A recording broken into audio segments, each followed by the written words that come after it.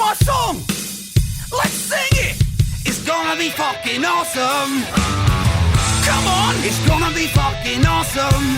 You know the words. It's gonna be fucking awesome. That's insane. It's gonna be fucking awesome. Yeah! Howdy ho! Welcome to Coolest Alive, where we cut through the noise and spotlight the fire. The picks and the classics that'll make your week pulse brighter. If you're... wait, what? I fucked up my script. No, I'm your host. I'm your host, Jesse Blaze Snyder, the coolest man alive, broadcasting from the very edge of the Blacklight District studio. It's Friday, and today we've got a shorty diving into one of my favorite mobile app games of all time, and there's not a lot of fucking mobile app games that I play, but I do happen to play this one a lot with my kids, and we're going to talk about that in a second. But I want you to remember that you can join us every Monday for the best in music, every Tuesday now for the greatest from animation, every Wednesday for the greatest comics and graphic novels, and every Thursday it's all-time greatest live-action films and TV, or best of what's in theaters now. So just to recap, you got Monday through Friday. From now on, it's 5 brief, heartfelt media recommendations a week. Sometimes the music episode's a little bit longer than the 15 minutes, just because I play little clips and stuff, but generally speaking, short. Plus, Saturdays, it's our hour-long show where we're either celebrating something great at great length or tearing the roof off modern culture in the name of improving its future. Before we ignite this fire here, a quick pulse from the heart of it all, my company Blacklight District Studios, which crafts boutique music and comic books and merch as well. We've got a collector's album version of my album, Jesse Blaze's Solfeggio Transmissions, on Kickstarter right now, trying to raise awareness about healing frequencies. We've got a petition to change the standard tuning from 440 to 432, which I think we should totally do. Really, it's just I wanted to have a conversation about healing frequencies. It's a really cool record, though. It's available at Spotify, iTunes, everywhere you will find it. But back the campaign. If you back the campaign, you're basically backing the next campaign and the next campaign. And the next campaign is for a awesome anthology comic book magazine, which you're really going to fucking love. And after that, it's these hemp plastic toys. I'm really, really excited about all this stuff. So, seriously, get in there, back us. It's easy to get to the Kickstarter from our website, which is blacklightdistrict.studio. And if you're not tuning in weekly to my Sunday Esoteric Wisdom podcast, Everything They Don't Want You to Know, where we unpack the hidden codes of the universe, fix that. Your mind is starving. Feed it. All right, guys. Oh, my girl's calling me. Hey, girl. Hey, girl. Hi, girl. You're calling me during my podcast, and now you're on the podcast. Oh, hi, everybody. Yeah, they probably can't hear you. She said, hi, everybody. But I love you, and I'll call you when I'm off. Okay, baby. Bye-bye. So, today's pick is a digital addiction you didn't see coming. Marvel Snap, the 2022 mobile card game from Second Dinner that's got the Marvel Universe in your pocket. It's created by Ben Brody. It's fast, furious, and fiendishly clever. Think Hearthstone, but stripped to the bone. You build decks for Marvel heroes and villains, Spider-Man, Thanos, Deadpool, and sling them across 3 locations in 6-turn matches that feel like superhero chess. Cards combo like a comic crossover. Each game's a 3-minute adrenaline shot with new characters dropping weekly and a meta that shifts like Doctor Strange's portals. It's endlessly replayable. And really, in a grind-heavy gaming world, Snap's quick, chaotic fun is a knockout. Download it, play around, and try not to lose your day.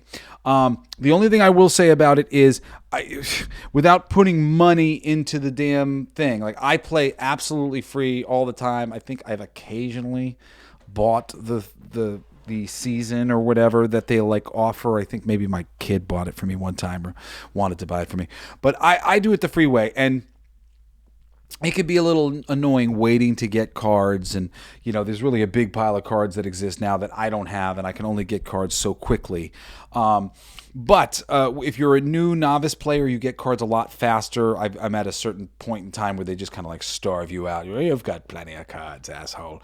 But other than that, it's really pretty excellent, this game.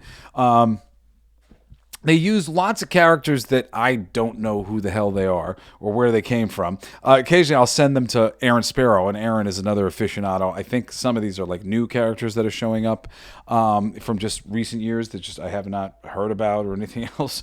Like there's a character, Nicholas Scratch, and I sent it to Aaron. I'm like, Nicholas Scratch? You know who the fuck this is? I have no idea. I looked it up, but I forget now what it was. But, all of the greats, the Fantastic Four and Spider-Man and the Avengers and the X-Men. I mean, I really like awesome cards. And they do come to sort of like represent a whole new world. Like, I have an association with Odin and Wong and Mystique. And for people who have played Marvel Snap, they go, well, of course you do, because Wong doubles everybody's powers and Mystique takes on the ongoing ability of a previously released card. So you put down Wong and then you put down Mystique and it quadruples. And then you play a card like Gambit or you play a card like Ironheart. Gambit kills one of the other player's cards. So now Wong makes it go twice. Mystique makes it go 4 times. And then you also have Ironheart, who does 3 healing or 3 power. She gives 3 power to 3 cards. Or is it 3 power to 3 cards? Or 2 power to 3 cards? Something like that. But she gives power to those cards. So now, because of Wong, she does it twice. And then because of Mystique, she does it another 2 times. And then you use Odin. And that's why these cards become all like associated. These characters become associated with each other. Odin makes every on reveal happen again. So now all of a sudden, on reveal happens again with your Gambit, and you kill all the cards on the other side, because you don't just do it once, you do it twice from Wong, 4 times from Mystique. So 4 times, you do it 4 times. Everybody is now dead. So these sorts of associations are really funny. Also, like there's a Miss Marvel sticker with her giving the thumbs up that is just like universally maligned. So lots of different like I don't know, egging each other on, things that people would understand if they played Marvel Snap. I'm not one of those antagonistic players. There are different decks that you can make.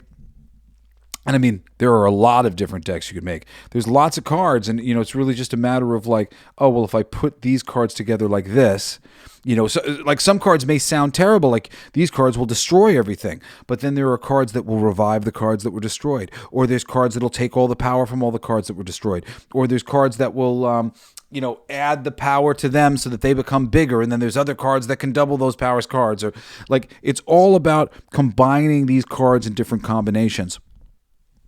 I explained it briefly in the introduction, but essentially you have a 3-island playing field. Each island, 4 cards can be played on either side. So here's island number 1 in the middle, and they can play 4 cards in front of their side. I can play 4 cards in front of my side. And then there's island number 1 and island number 3 to the left and to the right of this middle island, right? So each one, essentially at most 12 cards can be played at any given time. But each island has a power in and of itself. One of them might make all the cards there have -2 power, -3 power, -1 power. All of the cards there, any ongoing cards, powers are doubled. Or ongoing cards don't work. On reveal cards, which like there's all different kind of types of cards. There's ongoing cards, there's on reveal cards, there's activate cards. They've made some even new types in recent years. Like the activate is a newer one. Now there are spell cards. It's a really cool deck that I've been playing. That's an Agamotto deck with Merlin in it and a couple other cool spell like characters or whatever. Wong, because it's a Wong makes you double all of these different spells that you can cast and that you can get, and that's fun. But the spells, they go away. They're not like a regular card. Like you put down that card and then it disappears. The spell. Because of the nature of just like how many decks there are to make, and the fact that you can do all sorts of hybrid decks. People make all sorts of decks all the time. And some of those decks can be really cool. Most of like the mainline decks are kind of known what is like the deck of the moment, but they're constantly monitoring the gameplay, and they're constantly taking feedback from the audience. And when they make a change that the audience hates, they will go back on it. Like they changed the Killmonger card a little while back. The Killmonger card is an awesome card. For 3 power, you can kill all the 1 power cards. It's a very, very good card, and they tried to change it significantly. I think we're just all of a sudden you killed one power card, or only the 1 power cards that were in the frame, like the 1, 2, 3 columns that were in that column. I don't know.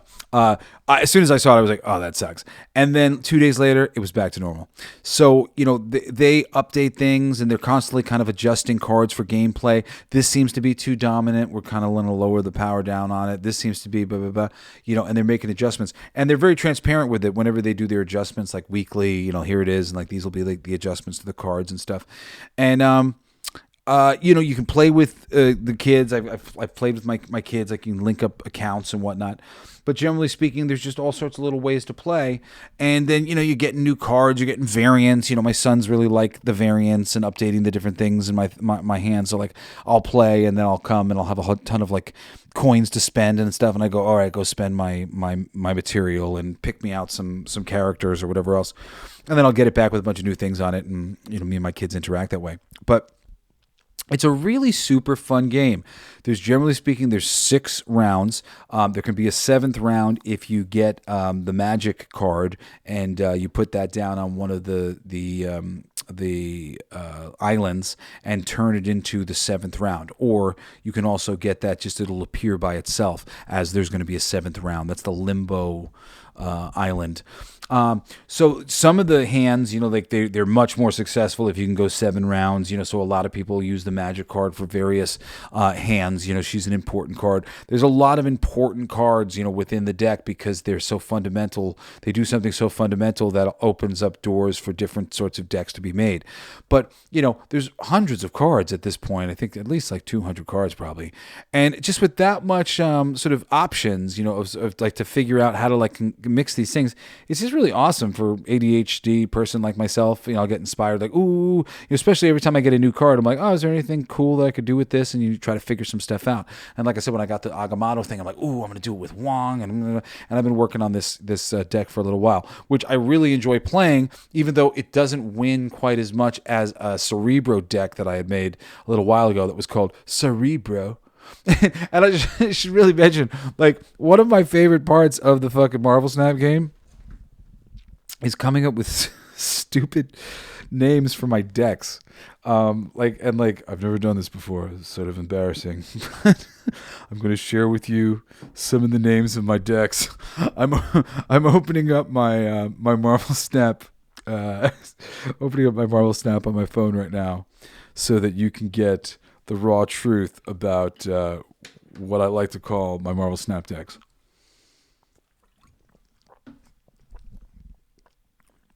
Okay. So,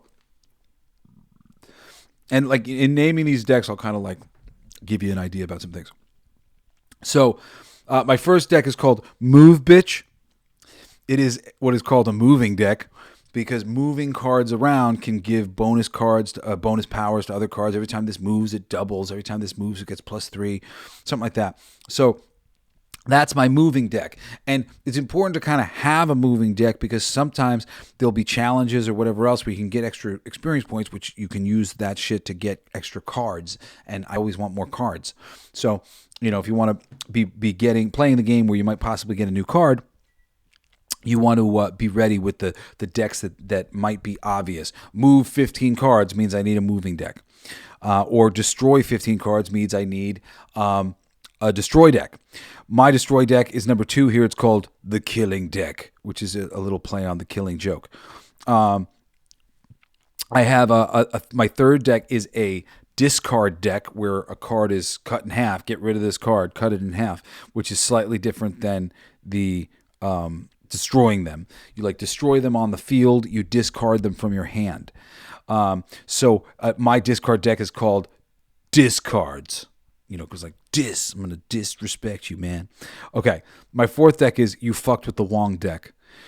You Fucked with the Wong deck is that Wong Mystique Odin deck I was talking about, where I go with either. I think this one's my Ironheart deck. Here, I'll actually open it up.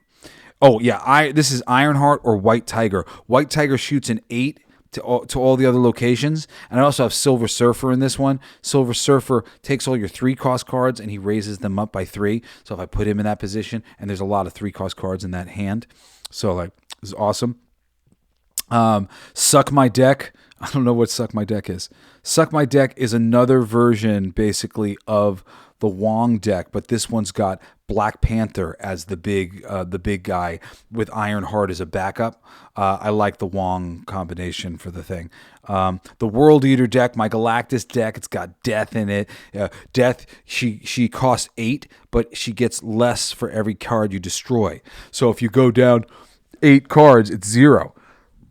And Galactus, if you put him somewhere where they haven't put anybody and he's winning, or if he's got more points than whatever they have put there, he destroys all the other locations, and then you have to play in one single location.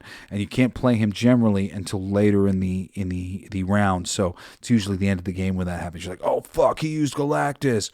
It's cool. Other cards that are just of note that are kind of funny I'm seeing in the deck, the Hobgoblin and Green Goblin, they cross over to the other side and they have negative points. So Green Goblin gives -3. But if they have 4 cards there, you can't go over to the other side. So you screw yourself. And the Hobgoblin's got -8. He's a 5-cost card though. Each card costs 1 to 6 points. Generally, sometimes there's a little bit. Sometimes there's some 0s. Sometimes there's some 7s and some 8s for some reasons. And granted, how do you play a 7 or an 8? Well, that's part of like having to combine it with other cards so that you can figure it out. But yeah, you have to fill your deck. You pick your deck. This is the creative part of it. With 12 cards, and in that 12 choosing, generally speaking, you're sitting there going, okay, I want a certain amount of 1s, I want a certain amount of 2s, I want a certain amount of 3s, I want a certain amount of 4s, and less until you get like to the 6s. So you're going like, how am I, I'll be able to spend these. And you don't have all 12 of the cards to choose from. They get dealt out to you from the pile of 12. You start with 3, and then for each round you get another card. So you start with 4 actually, even though you start with 3, but your first card being dealt to you gives you 4, and then for each round. So it's 6 and 3. So you get 9 of the 12 cards, generally speaking. But there are cards that will help you pull cards, and there are there are different ways to go about it. So I've got Thanos Loves Death is one of my decks, which is a Thanos deck, and Death, they go together well. I got this deck's called Pixie Card, any card, because Pixie can switch the costs and the things. Like she can switch around all the information, so you can make your expensive cards cost what the little cards cost, and it'll make the little cards cost what the expensive cards cost. It'll fuck it up both ways. But that's that's a good sacrifice to make sometimes. That could be really good. This deck's called Deckham. The King's Gambit is my Gambit one where he kills everybody. Fly Me to the Moonstone. Moonstone amplifies some lower ongoing cards. Strangely Supreme is this Strange Supreme card that's really cool. It's a deck just built around him. I told you, sorry, bro. I said I'm sorry, bro. Most recently now I've got the Eye, which is the Eye of Agamotto, because it's just whatever. But making stupid names for like the decks, and you can have little slogans for your decks, and you can make little, you pick your head like it really is just fun customizing your little thing and making it something that fits your personality. And if you had a visual representation to go with this, it's just like when you show up to people, they'll see certain things, and there's different like animations that you can comment with people. Most people are dicks on there, which drive me crazy. I like to be really respectful, and I just like give people pound-its and stuff. If you're gonna go join Marvel Snap, please don't be a dick. Please don't. I don't want to invite dicks onto the platform. Or I guess if you're a dick, you just, okay, join, be a dick, whatever. I'm still gonna give you a pound-it. I'm not gonna stoop down to your level. There are a lot of cards that could like fuck with people in the in the game, beyond that green goblin and that hobgoblin, which I do use those 2 cards sometimes for whatever reason that feels fair. But I don't use generally use like the mess 'em up decks, and those are types of decks that lots of people play. Another type of deck. There are all sorts of decks, but generally speaking, different decks are built around single cards or card combinations that are really effective. Is there anything else to say? I talked about playing with the babies. You can play with some friends. So it's a great thing for Marvel people. They're constantly updating it. I mean, like, I think every month they do. So new cards come in like every month, just like a few of them. Handful of cards will come every month. You'll usually be able to get a few cards too each month. So, you're generally speaking like, depending on how much you play, behind or equal to the release of cards, even if you're paying nothing. And I pay nothing, and I enjoy the game all the time. There's lots to go on. I recommend watch one of those little things to know about Marvel Snap kind of tutorials. If you start playing, like something as simple as, if you've got 2 that you're winning and you're losing at 1, your priority is to play that 1, generally speaking, to win that 1, because the odds of them being able to top you at 2 locations, if you're winning by a decent amount, are very low. So like just simple thing like that, and some simple things within the algorithms of like, there's in the shop every day, or multiple times a day, I've gone in and I can get upgrades to my what are called credits. Like right now I'm getting free credits. And then where they have your card store, which is the second thing, there are token packs, and they give you free 50 every day. So I always claim those free 50. I always get these free things in there, and they'll give you some bonus booster points for some of your cards. When you boost them, you can you can change the banners for the cards, and but cooler than that, I think, is you can change the backgrounds for the cards, and some of the backgrounds have become really, really cool. Even some of them that are like sort of weird or nonsensical, like bananas, that like are in the back of some of my cards, but they look really cool as a pattern. Super fun. And they'll offer different games, different versions of the same game. Like right now they're offering the Grand Arena, which I think is like a spell thing. I was just playing the Sanctum Sanctorum, which was like the Strangeland one, which this Doctor Strange one. I didn't really like that one as much. But Grand Arena I remember enjoying, so I'll probably go in and play some of that later. It's super fun. You want something that's a little fun time waster but is gonna actually give your mind kind of something to do. This is that. I really think it's just a fun little bit that gives you all sorts of new neuro associations with all of the characters. People who wouldn't necessarily cross over, their powers cross over within the card game in one way or another, and that's very interesting. So I highly recommend it, and as would my kids. Anyway, that's it. This is your coolest pick for the day. Join us Monday for music, Tuesday for animation, Wednesdays for comics, Thursdays for live action, Fridays for all sorts of stuff, like today, and Saturdays for our hour-long Mother Show. You can hit me up at jbs@blacklightdistrict.studio and let me know what's been sparking for you. Don't sleep on Everything They Don't Want You to Know, my esoteric wisdom podcast, now on Sundays. That's where the real map of this universe unfolds. And again, Blacklight District Studio, music, comics, merch, always evolving. Back us on Kickstarter now. Easiest by going to blacklightdistrict.studio.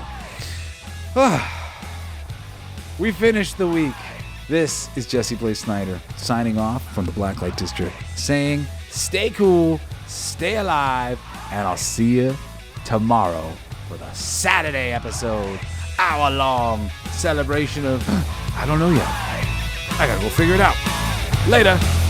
You've been listening to Coolest Geek Alive with me, your host, Jesse Blaze Snyder. Don't forget to rate, comment, and subscribe for more excellent geek culture content. Thanks for listening. It's my favorite part!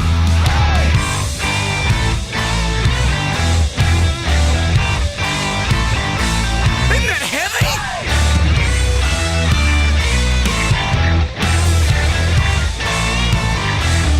I'll play that. It's gonna be fucking awesome. Coolest alive. awesome. Stay with your tribe. It's gonna be fucking awesome. Revenge of the Geeks. It's gonna be fucking awesome. Week after weeks. It's gonna be fucking awesome. Laughing with you. It's gonna be fucking awesome. And crying sometimes too. It's gonna be fucking awesome. Spelling it out. It's gonna be fucking awesome. Making you shout.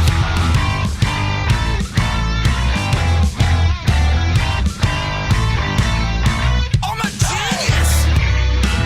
I got lyrics coming out me bum for days.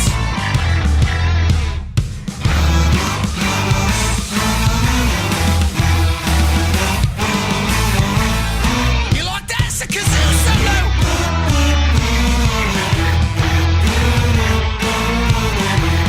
I played that too. It's gonna be fucking awesome. Talking some shit. It's gonna be fucking awesome. Living the shit. My voice is fucking awesome. Food in our mouth. It's gonna be fucking awesome. Get in the mouth. It's gonna be fucking awesome. Tell all your friends. It's gonna be fucking awesome. Call right or text. It's gonna be fucking awesome. Raising the bar. It's gonna be fucking awesome. Straight to the stars. It's gonna be fucking awesome. It's starting soon. Straight to the fucking awesome. Passing the moon. It's gonna be fucking awesome. On with the show. It's gonna be fucking awesome. Ready, set, go. It's going to be fucking awesome. Fucking awesome. It's gonna be fucking awesome. Just wait. You'll see. You'll all see. The podcast playground.